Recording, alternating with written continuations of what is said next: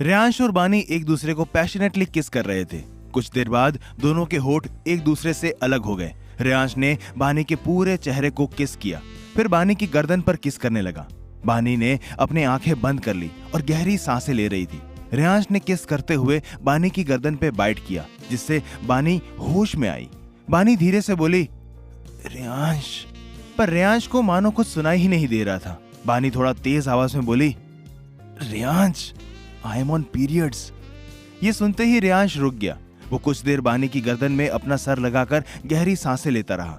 कुछ देर बाद रेयांश ने अपना सर उठाकर बानी को देखा, जो वैसे ही सो गई थी। रेयांश बानी के ऊपर से हटकर साइड में लेट गया और बानी को अपने सीने से लगा लिया।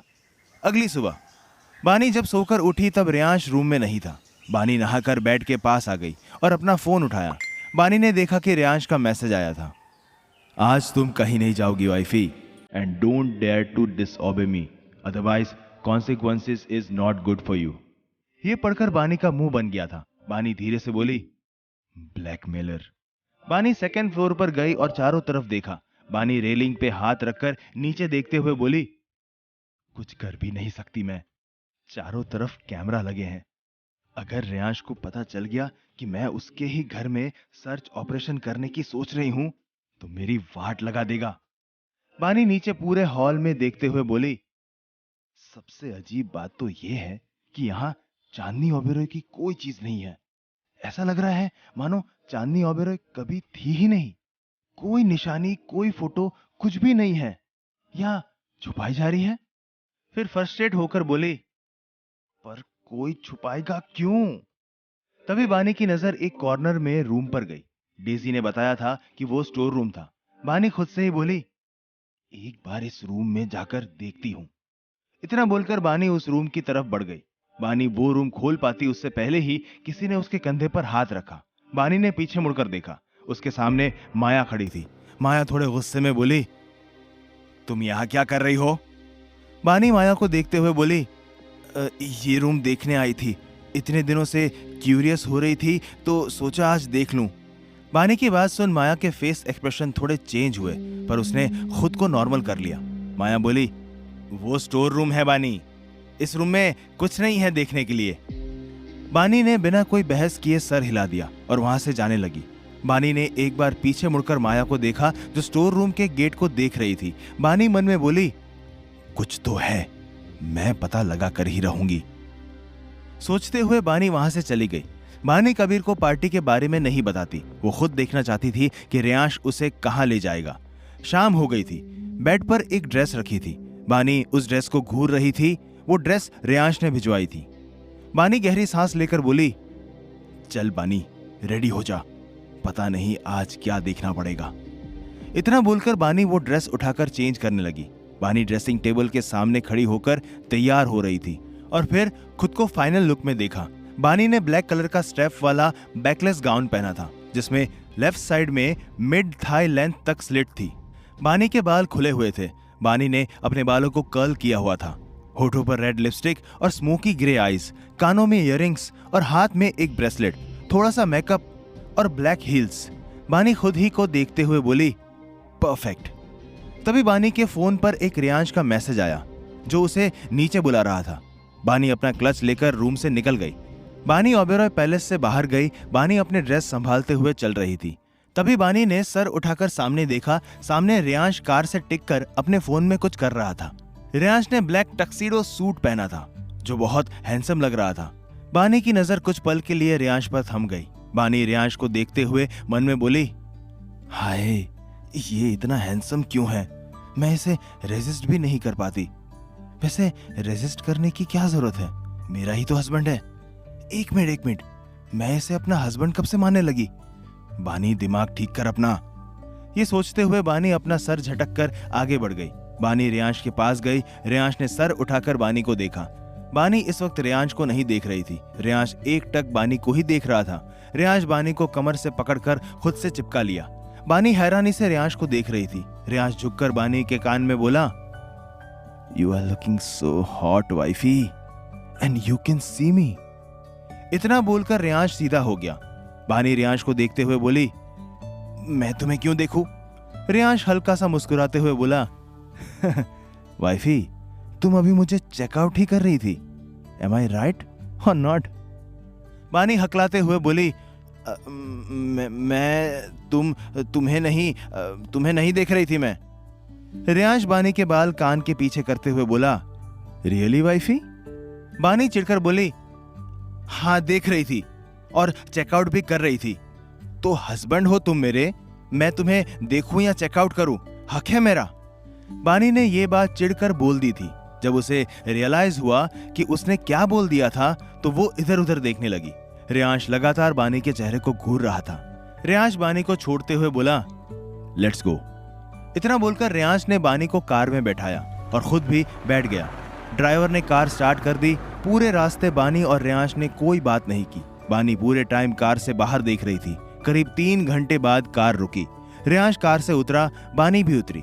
बानी ने चारों तरफ देखा। उसे समझ आ गया था कि वो आउटर मुंबई में थी, पर कहां ये नहीं पता था। तभी रियांश बानी के सामने आ गया। बानी ने रियांश को देखा, उसके हाथ में एक मास्क था। बानी कंफ्यूज होकर बोली, मास्क? रियांश बिना किसी भाव के बोला, ये मास्करेड पार्टी है। इतना बोलकर रियांश ने बानी को मास्क पहनाया। मास्क पहनने के बाद रियांश ने बानी की आंखों को देखा और अजीब तरह से मुस्कुरा दिया। बानी रियांश की वो स्माइल देखकर कुछ रिएक्ट नहीं करती। रियांश ने खुद भी मास्क पहना और बानी को कमर से पकड़कर अंदर ले गया। दोनों ही ब्लैक मास्क पहने थे। अंदर जाते ही बानी को बहुत नेगेटिव वाइब्स आने लगी। तभी कोई उन दोनों के सामने आ गया। वो आदमी बोला, वेलकम किंग, आप यहाँ आए, ये बहुत बड़ी बात है। ये सुनते ही बानी की आंखें हैरानी से बड़ी हो गई। रियांश बिना किसी भाव से बोला, राइट, किंग का यहाँ आना तुम सबका नसीब ही है पैंथर। वही बानी मन में बोली, इसका मतलब ये अंडरवर्ल्ड की पार्टी है, पर रियांश मुझे यहाँ क्यों लाया है और ये सब कितने क्रीपी है। तभी पैंथर बानी को देखकर बोला, किंग ये। रियांश बानी की कमर को कसकर पकड़कर कोल्डली बोला, शी इज क्वीन। ये सुनते ही बानी रियांश को देखने लगी। पैंथर बोला, ओह आप एंजॉय करिए। इतना बोलकर पैंथर चला गया। बानी अभी भी रियांश को ही देख रही थी। रियांश बानी के दोनों गालों पर हाथ रखकर उसके चेहरे के करीब जाकर बोला, ये मेरी दुनिया है वाइफी, गुनाह की दुनिया। मैं किंग हूं और तुम मेरी क्वीन। ये तो बस इस गुनाह की दुनिया की एक लेयर है जो आज तुम देख रही हो और देखोगी। बानी धीरे से रियांश की आंखों में देखकर बोली, तुम मुझे यहां क्यों लाए हो? रियांश बानी के होठों को अंगूठे से छूते हुए बोला, क्योंकि तुम मेरा हिस्सा हो वाइफी, मेरी क्वीन।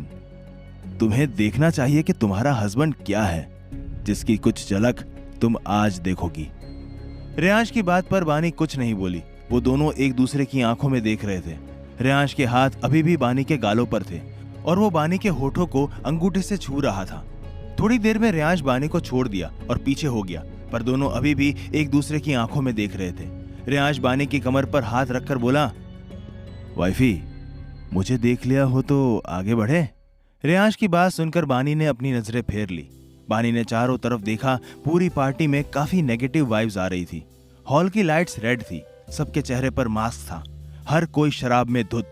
सभी अपने पार्टनर्स के साथ आए थे। सबके पास गन्स थी जो बानी को दिख भी रही थी।